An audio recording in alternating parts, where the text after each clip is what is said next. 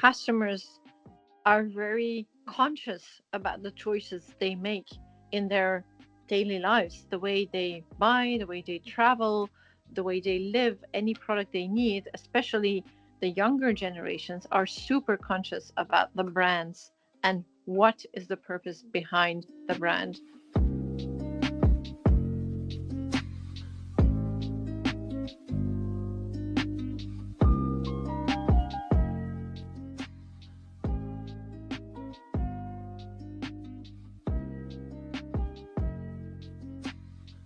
I think we have been quite successful. I mean, in reducing our footprints in Radisson Hotel Group. We actually just published our new sustainability report today, so that's a major annual event, and there you can see that we have reduced our carbon emissions by 33% compared to our reference year 2019, that we have reduced our water footprint in 1 year by more than 20%.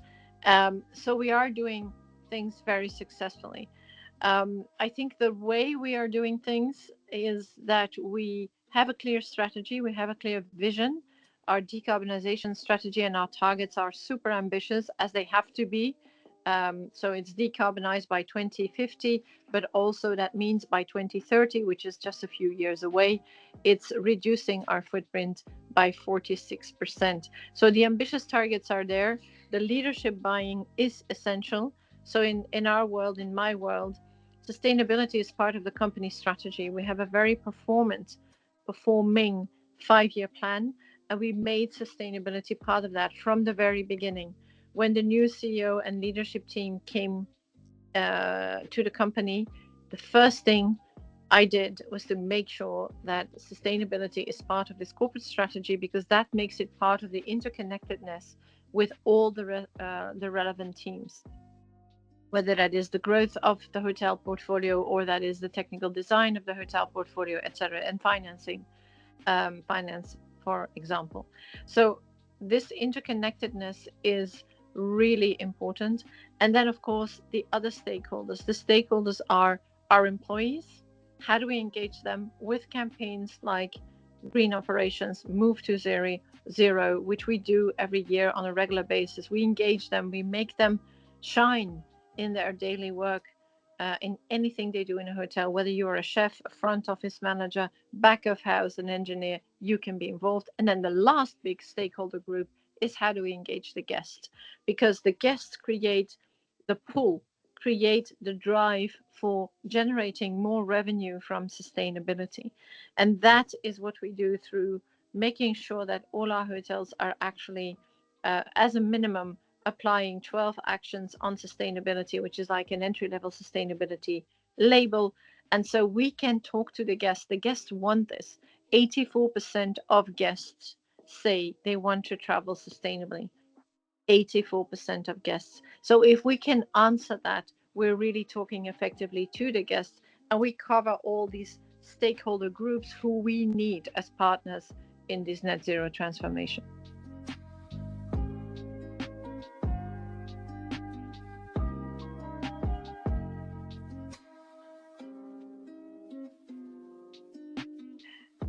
It's, I would say, all part of the same mix, right? It's always about, in our world, it's think people, think community, and think planet. And everything about environmental sustainability is think planet. Everything else is think community, about meaningful interactions with the local community. And think people is all about caring for the people in our hotels and our supply chains. So this goes hand in hand.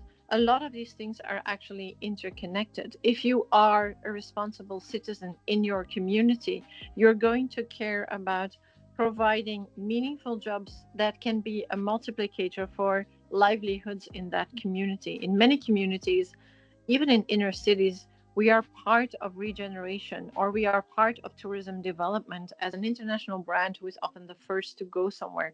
So if you create those connections on a meaningful way in your community, you're just going to be better off in the acceptance, the license to operate, in your resilience. So it's part of what any company needs to do. And then thinking about people, is really about thinking about your employees and your customers, because customers are very conscious about the choices they make in their daily lives, the way they buy, the way they travel, the way they live, any product they need. Especially the younger generations are super conscious about the brands and what is the purpose behind the brand. And then the employee, that actually counts when they become employees, or they are our employee base as well.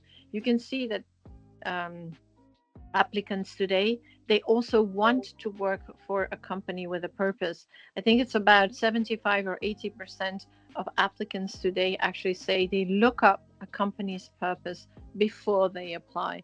So I think it's a really 360 degree of being a meaningful company with a purpose that is sustainable. And then, of course, the governance and the compliance is all about transparency, building that trust, being real and truthful about the progress you make, and having the systems in your company to support that. So I don't think governance can be missed in the ESG equation either.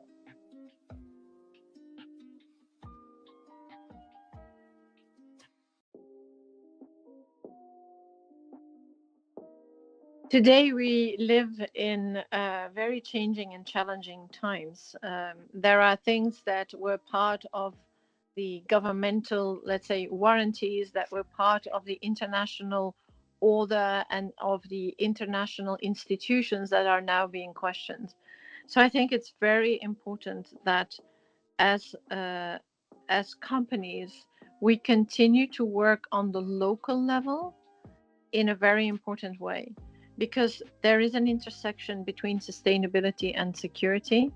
If we are a responsible citizen in a community, we will get a better license to operate that gives us better relations with our local stakeholders, whether that is the local government or that is a local supply chain, or let's say the communities that live around our hotel. So if we work on a local level, we are going to see that intersection between sustainability and security at work.